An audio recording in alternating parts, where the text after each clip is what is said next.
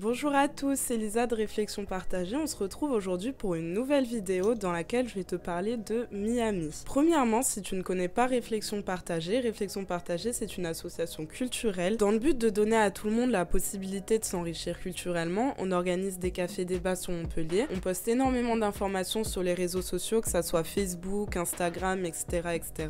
Donc je t'invite à nous suivre. Comme je disais dans cette vidéo, je vais te parler de Miami parce que j'y suis allée récemment. J'ai trouvé qu'il y avait plein de choses intéressantes à dire sur cette ville. Je précise bien qu'il ne s'agira pas d'un vlog. Je dis ça dans le sens où je vais pas te montrer ce que j'ai acheté, ce que j'ai mangé. Tu vois, genre ça sera pas un vlog style lifestyle. Ça sera plus une vidéo axée culture parce que je vais te parler du coup de certaines choses culturelles que j'ai pu retrouver à Miami et que j'ai trouvé très intéressantes. Donc on va en discuter ensemble dans cette vidéo. Ok, alors maintenant on va un petit peu poser le plan de la vidéo. Premièrement, là-bas j'ai visité un musée qui s'appelle History Miami. History Miami. History Miami. History... Bref, j'ai pas trop l'accent anglais. Enfin, genre, je comprends l'anglais, mais l'accent, c'est pas trop ça encore. Donc, on va se mettre d'accord. Si je prononce les trucs un petit peu à la française, tu m'en voudras pas? Tu m'en voudras pas. En second lieu, je vais te parler d'un quartier à Miami qui s'appelle Wynwood. Je vais te parler forcément de Miami Beach. On va commencer par un petit peu de géographie. Alors, où se trouve Miami? Miami se trouve aux États-Unis, en Floride, dans le sud de la Floride. History Miami, c'est donc un musée qui se trouve à Miami et qui retrace l'histoire de Miami. Donc je vais te parler de certains points marquants, enfin qui m'ont marqué moi personnellement dans ce musée. Quelque chose qui m'a frappé quand je suis allée à Miami, c'est vraiment la diversité culturelle. Dans le sens où quand tu vas là-bas, tu vois vraiment des gens de tous les horizons en fait. C'est pas juste des Américains qui parlent anglais et c'est tout. En fait, genre t'as vraiment beaucoup d'Espagnols, enfin de gens qui parlent espagnol, hispanophone. Enfin, en fait, c'est simple quoi. Les gens ils parlent espagnol et anglais. À Miami, il y a vraiment une diversité culturelle énorme et ça s'explique par l'histoire de la ville tout simplement. Premièrement, à Miami, il y avait des populations qui étaient persécutées par le Ku Klux Klan. Ku Klux Klan, c'est bon, j'ai réussi à le dire, le Ku Klux Klan. Donc pour ceux qui ne savent pas ce qu'est le Ku Klux et je vais y arriver.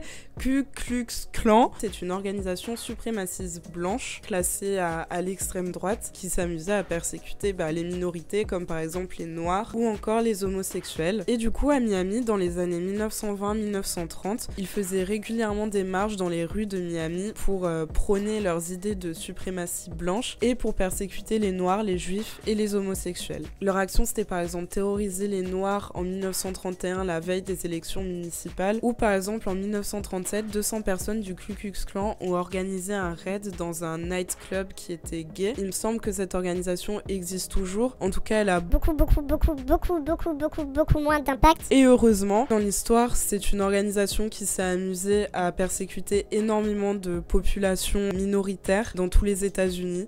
Et c'est très grave. C'est très grave. Donc ce qu'il faut retenir, dans un premier temps, c'est qu'il y avait beaucoup de populations minoritaires qui étaient persécutées.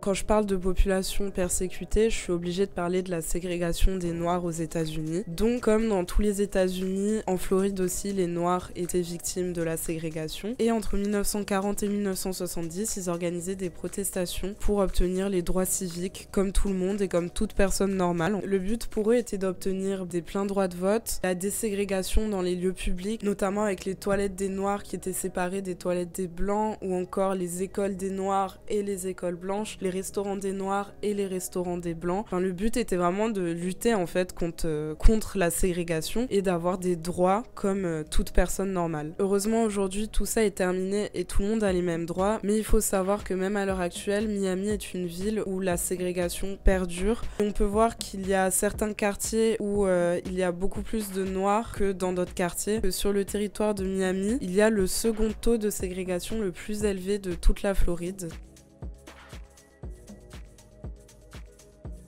À Miami, il y a également une grosse population haïtienne. Les Haïtiens ont commencé à venir à Miami vers les années 40-50, mais les migrations ont fortement augmenté à partir du moment où la famille Duvalier était au pouvoir. Donc la famille Duvalier exerçait une dictature en Haïti et ça a duré de 1957 à 1986. Donc à partir de 1957, on a vraiment eu une vague d'Haïtiens qui a migré vers Miami. Même s'ils ont recommencé leur vie à Miami, ils ont toujours été très engagés dans la vie politique de leur pays et ils étaient aussi engagés sur le sol américain où ils dénonçaient clairement les politiques discriminatoires qu'il pouvait y avoir envers les Noirs. D'ailleurs, en mai 1981, les Haïtiens qui venaient migrer à Miami étaient automatiquement détenus à leur arrivée à Miami. Donc c'est-à-dire qu'ils étaient déjà discriminés dès leur arrivée. Donc ça a forcément mené à des protestations et plus tard cette règle a été abolie. Il y a aussi une énorme population de Cubains à Miami. Entre 1959 et 1980, près de 500 000 Cubains ont migré à Miami, ce qui fait d'eux vraiment une forte population à Miami et ce qui fait d'eux aussi une forte force politique. En 1980, il y a eu une loi là-bas qui interdisait formellement de parler une autre langue que l'anglais. Tu avais le droit de parler que anglais. Cette loi visait clairement la population étrangère et les Cubains, par exemple, parlent espagnol. Du coup, ils se sont fortement révoltés contre ça en disant que c'était une loi clairement contraire aux droits civiques. Il y a eu énormément d'émeutes dans les années 80 et la loi a fini par être annulée en 1993. Voilà pour la partie diversité culturelle. Comme tu peux le voir, cette diversité culturelle s'explique par l'histoire de Miami et on peut voir que les populations ont été fortement engagées dans la lutte pour les droits civiques et elles ont réussi à les obtenir. Et aujourd'hui, en fait, c'est ça qui fait Miami, c'est cette diversité vraiment que tu retrouves à tous les coins de rue quand tu te balades là-bas. C'est-à-dire que moi, quand j'étais là-bas, j'ai vraiment entendu plein de langues, je crois. J'ai pas reconnu toutes les langues forcément, mais dans celles que j'ai reconnues, il y avait de l'anglais, il y avait de l'espagnol, il y avait du wolof et il y avait du français. C'est déjà pas mal, et du créole haïtien. C'est vraiment une ville qui est riche de toutes ces cultures. Du coup, ça, c'est plutôt cool à Miami, parce que si tu veux manger un truc français, tu manges un truc français. Si tu veux manger un truc cubain, tu manges un truc cubain. Si tu veux manger un truc américain, tu manges un truc américain. Tu veux manger haïtien, tu manges haïtien. Tu veux manger... bref, tu trouves tout là-bas. Il y a tout. J'ai l'impression qu'il y a tout dans cette ville en fait.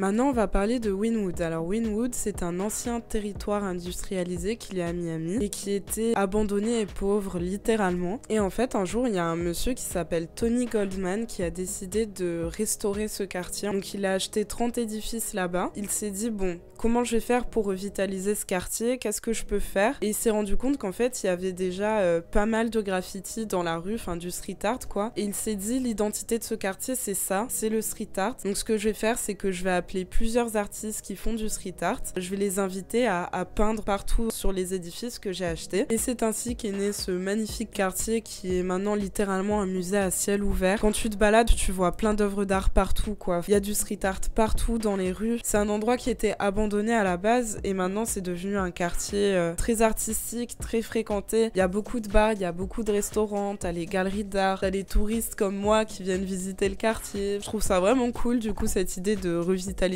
un quartier comme ça et lui donner une seconde vie. Personnellement, j'ai trouvé ça vraiment beau et j'ai trouvé que c'était une très bonne idée de la part de Tony Goldman, même si je pense qu'il s'en fout et qu'il sait pas qui je suis.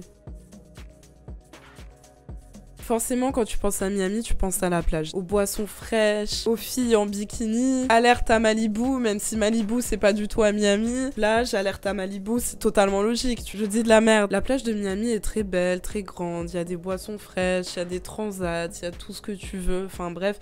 Mais c'est pas ça dont j'ai envie de te parler en fait. Enfin si, c'est ça dont j'ai envie de te parler puisque je vais te parler de la plage de Miami. Mais je vais te parler d'un aspect négatif de cette plage, d'un aspect que je trouve très négatif. C'est quelque chose dont on parle pas assez, mais c'est quelque chose qui se passe dans l'océan Atlantique, c'est quelque chose qui se passe aussi en Guadeloupe, qui se passe aussi, je pense, dans d'autres îles des Antilles, mais j'y suis pas allée, donc je peux pas te dire, mais je sais que ça se passe aussi dans d'autres îles aux Antilles. En tout cas, ce que je sais, c'est que ça se passe en Guadeloupe et que ça devient grave. Maintenant, ça arrive aussi à Miami. Il y a aussi ça à Key West. Donc je te dis ça, mais qu'est-ce que c'est ce ça, au fond? Tu sais pas ce que c'est, ce ça. Mais moi, je vais te dire ce que sais, parce que ça m'énerve. C'est les sargasses. Si je devais te donner une description rapide des sargasses, je te dirais juste que ce sont des algues qui envahissent les plages et qui puent, et qui sont moches, et que je déteste ça. Mais il y a beaucoup plus de choses à dire sur les sargasses. Les sargasses, ce ne sont pas seulement des algues qui sont moches et qui puent, mais ce sont aussi des algues qui rejettent un poison qui s'appelle le sulfure d'hydrogène. Ce poison bloque la respiration cellulaire. Alors je suis pas scientifique, donc je saurais pas t'expliquer ce qu'est la respiration cellulaire, mais je pense que si ça bloque la respiration cellulaire, c'est que ça doit pas être très cool, tu vois, je pense.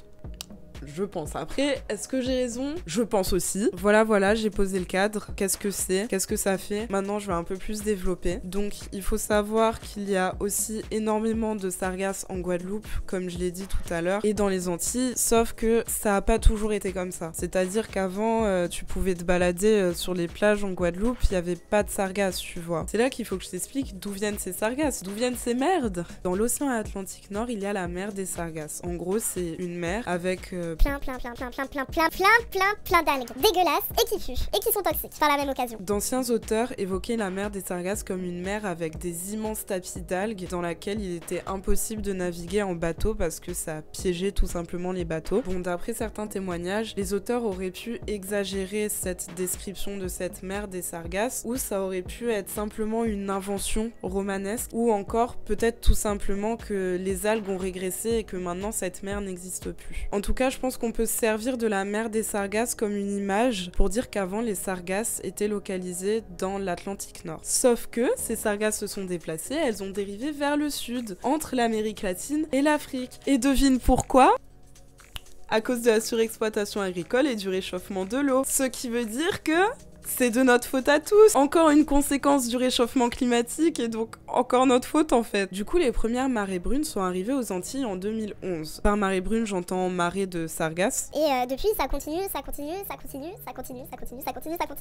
Et les sargasses s'échouent sur les plages. Sauf que ça nuit énormément à la qualité de vie des gens qui habitent au bord de la plage. Parce que t'as des plages qui sont plus ou moins nettoyées et t'as des plages qui sont pas du tout nettoyées. Par exemple, je sais qu'en Guadeloupe, il y a des gens qui ont dû carrément déménager en fait parce que c'est devenu invivable. Enfin, t'imagines en fait, tu te lèves, t'as l'odeur des sargasses, tu sais que c'est toxique et tu vis dedans toute la journée. Enfin, c'est impossible de vivre dans ces conditions-là. Du coup, il y a des gens qui ont carrément dû changer de vie en fait, changer de maison. Et puis t'as des gens qui ont pas les moyens et qui sont toujours au milieu des sargasses et qui vivent au milieu des sargasses. Et c'est dégueulasse. Donc les sargasses affectent le tourisme également, affectent la pêche et affectent la qualité de vie des gens. Je trouve que c'est vraiment un gros problème. Je trouve qu'on n'en parle pas du tout assez parce que je sais que en Guadeloupe en tout cas c'est un fléau. Je pense que dans les autres Antilles aussi. J'insiste vraiment sur ça. C'est parce que c'est vraiment pas cool du tout. Je me rappelle quand j'étais petite et que j'allais en Guadeloupe, les plages étaient nickel, tu vois. Enfin, il y avait pas de sargasses. Ou sinon, il y avait des algues, mais vraiment pas beaucoup. Maintenant, tu vas en Guadeloupe, t'as des plages qui avant étaient nickel et maintenant c'est juste recouvert de sargasses et c'est irrespirable en fait. C'est juste pas possible. Et tu dis qu'il y a des êtres vivants comme les tortues de mer qui restent piégées dans les sargasses et qui en meurent. Quand je suis allée à Miami en 2016, il y avait très peu d'algues. Quand j'y suis allée là en 2019, il y en avait énormément. Et encore, je pense que comme c'est Miami Beach, ils doivent nettoyer assez souvent parce que Miami, forcément, enfin, il y a énormément de touristes, donc ils doivent nettoyer les algues très souvent. Mais le truc, c'est que même si tu nettoies, les algues reviennent constamment avec les courants et tout ça et s'échouent sur la mer, donc c'est constant en fait, il y en a constamment. Je suis également allée à Key West, donc à vraiment l'extrême sud de la Floride, et c'est vraiment pire. Donc avec mon père, on voulait aller à Key West pour voir les plages de sable blanc comme tu peux voir sur Google ou Instagram, où tu vois que c'est trop beau, tu vois. L'eau est super claire et tout, enfin ça a vraiment l'air trop beau. Bah, les sargasses, elles ont dit non, tu verras pas les plages de sable blanc. Alors ça...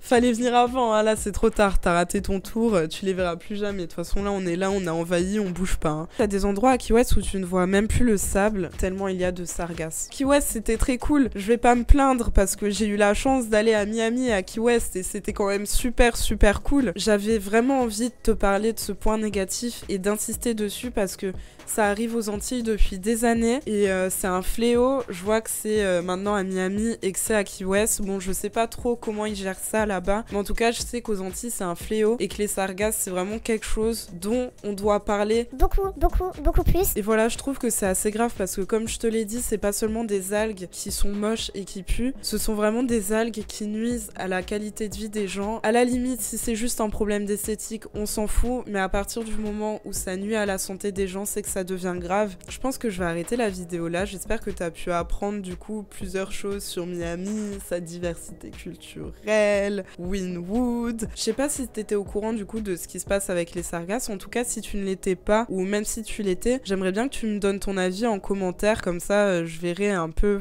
si ça a eu vraiment de l'impact ou pas, parce que je sais que c'est passé de temps en temps à la télé, mais c'est pas passé tant que ça. Au moins, même si je t'ai saoulé avec ça, maintenant t'as une idée claire de ce que sont les sargasses, et tu peux même faire l'intéressant ou l'intéressante auprès de tes potes en leur expliquant ce que sont les sargasses, et à la fin tu leur diras que t'as appris ça grâce à Réflexion Partagée. En tout cas, si t'as envie d'apprendre encore plus de choses, je t'invite à aller suivre Réflexion Partagée sur les réseaux sociaux. Et du coup, je te dis à la prochaine. Salut!